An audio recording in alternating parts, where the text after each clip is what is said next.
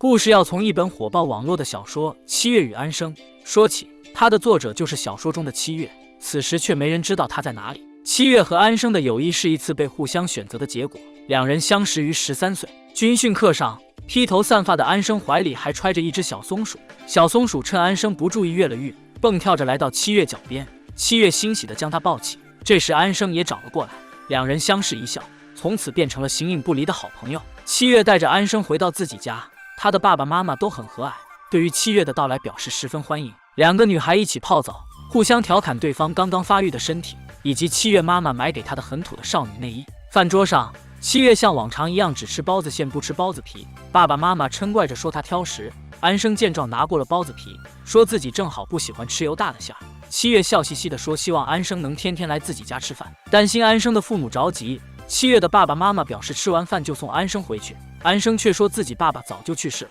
妈妈也经常出差不在家。七月爸妈闻言有些心疼，便不再提送安生回家这件事。从13岁到15岁，七月和安生形影不离。他们在书里读到，只要踩住一个人的影子，那个人就永远不会离开。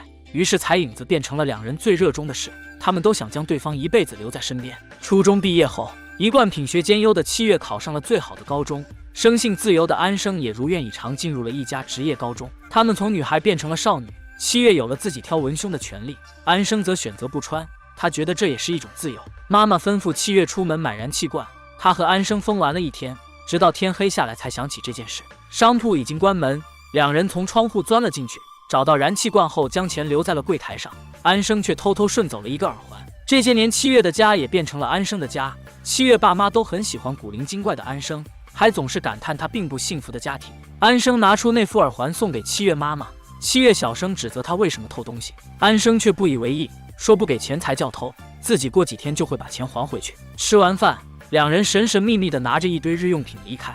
原来安生用打工攒下的钱租了间屋子，虽然破旧，却总算是属于他的，这里就成了两人的秘密基地。安生告诉七月，他所有不能拿回家让妈妈发现的东西都可以放在自己这里，这也是两人认识这么久以来安生第一次在自己家招待七月。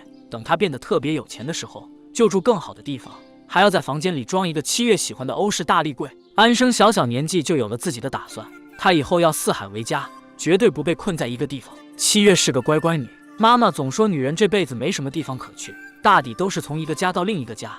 七月也接受了这个说法。除了未来，女孩的私房话还包括懵懂的爱恋。七月少女怀春，喜欢上了一个叫苏佳明的男孩，对方在她眼里闪闪发光。看着七月一脸陷进去的样子，安生有些好朋友要被抢走的失落，但他还是决定帮七月一把。安生来到七月所在的高中，和路过的学生们打听苏佳明是谁。等他见到本人的时候，也觉得七月眼光不错。安生一副小混混的口气打听苏佳明有没有谈过恋爱，得知对方感情史空白后，有些拽的说最近有个女孩看上他了，希望他老实一点，不要不识抬举。说完没等苏佳明做出反应就转身离开。苏佳明一头雾水，但心里却对这个鬼马女孩有了兴趣。他偷偷跟上安生，想要问清楚她是谁，结果却被对方发现。一个鬼火少年骑着机车停在安生身边，苏佳明就这样看着他离开。事实上，苏佳明的那抹笑容也让安生心里生出些异样，两人的相识似乎注定了这是一场无疾而终的三角恋。翌日，七月和苏佳明在图书馆偶遇，寒暄几句后，他鼓足勇气亲上了苏佳明的脸颊，郑重地向他表白。两人进展神速，手挽手看完电影。七月在昏暗的灯光下踩住了苏佳明的影子，希望将他永远留在身边。确认了关系，七月带着苏佳明来到安生工作的酒吧，两人见面时都有些惊讶，也都默契地装作第一次认识。趁着七月去洗手间的功夫，苏佳明来到吧台前和安生拌起了嘴。他问安生喜欢七月什么，安生说自己喜欢七月的一切，徐佳明也有样学样，表示七月的一切自己都喜欢。两人之间气氛微妙。这时，台上的吉他手向安生示爱，七月一脸八卦地跑来问安生两人是什么情况。安生说这个男人已经连续为他唱了5个晚上的歌，还表示要一直唱到他跟自己走。在安生看来，这个男人是除了七月以外最爱他的人。从这天之后，七月和安生之间多了个苏佳明，三人一起到上山的庙里祈福。七月是个体力废柴，中途累了就靠在安生肩膀上休息。他觉得自己最重要的人都已经在身边，是不是根本没必要上山许愿？安生显得精力充沛，他让两人先休息，自己一路小跑上了山。七月不放心，让苏佳明去看着安生。这座庙建在山洞中，人烟罕至，香火也不算旺。苏佳明十分虔诚，他身上还带着小时候生病妈妈求来的玉佩。安生有些好奇，便提出想要看一看。两个人凑得很近，互相对视的眼神里藏着莫名的情绪，察觉到不妥又快速分开。这里就有点不懂避嫌了。苏佳明和安生走出洞口，发现七月等在外面，不知道他有没有看到刚才那一幕，或许是看到了却假装不知道。三人若无其事地下了山，发现来时的自行车被偷了一辆。安生跨上自行车，让苏佳明和七月一起搭公交回去。安生准备到北京找那个给自己唱歌的吉他手。他和七月在火车站告别，这是两人认识以来的第一次分别。火车开了起来，七月拉着安生的手不愿松开，直到他看到安生脖子上那个属于苏佳明的玉佩。七月停下脚步，泪流满面地站在原地。在北京安顿好后，安生给七月寄了信，絮絮叨叨地说着自己的生活。信的末尾总会留一句问候佳明。后来，七月和苏佳明考上了同一所大学，只是他时常不知道自己想要什么，一切按部就班地进行。安生和吉他手的感情因为对方出轨走到了尽头，她交了新的男朋友，是个四海为家的独立摄影师。安生跟着他居无定所，四处漂泊，没有固定地址可以收七月的信，但他还是不断写信给七月，也仍然会写那句问候佳明。时间过得很快，七月毕业后在本地的银行上班，也和苏佳明的父母见了面。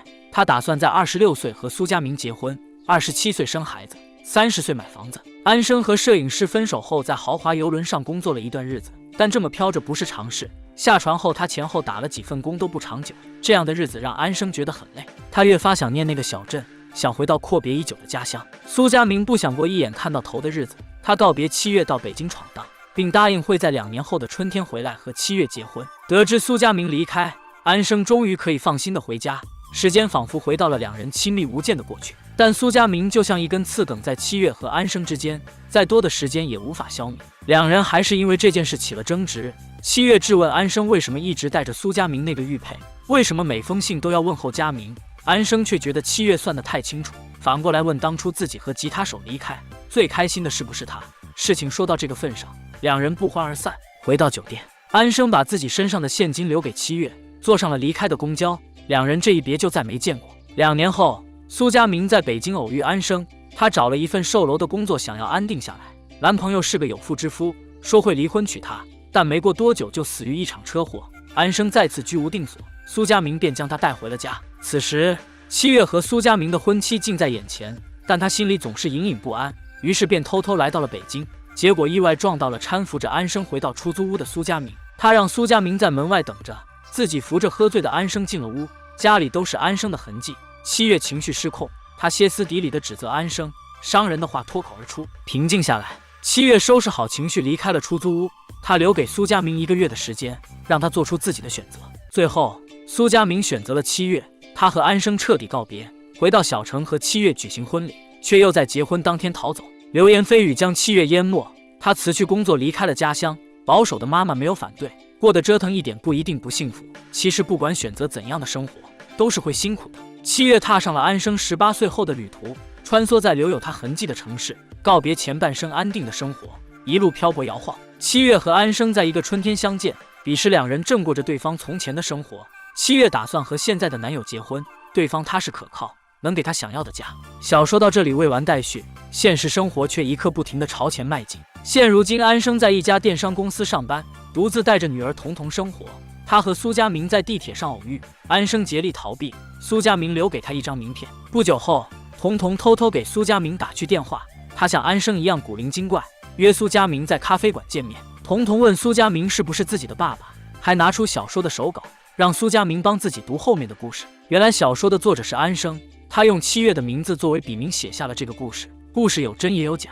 安生告诉苏佳明，童童是七月和他的孩子，也从七月口中得知是他自己让苏佳明逃婚的，因为他不想跟一个不够爱自己的男人过一辈子。后来，安生陪着七月待产，答应他只要把孩子好好生下来，想去哪里都可以，想走多远也可以。再后来，生下孩子的七月真的离开了。安生告诉苏佳明，七月选择了继续流浪，但实际上他早已离开了人世。七月在27岁这一年无法再回到家，安生让他活在了自己的小说里，永远自由地流浪下去。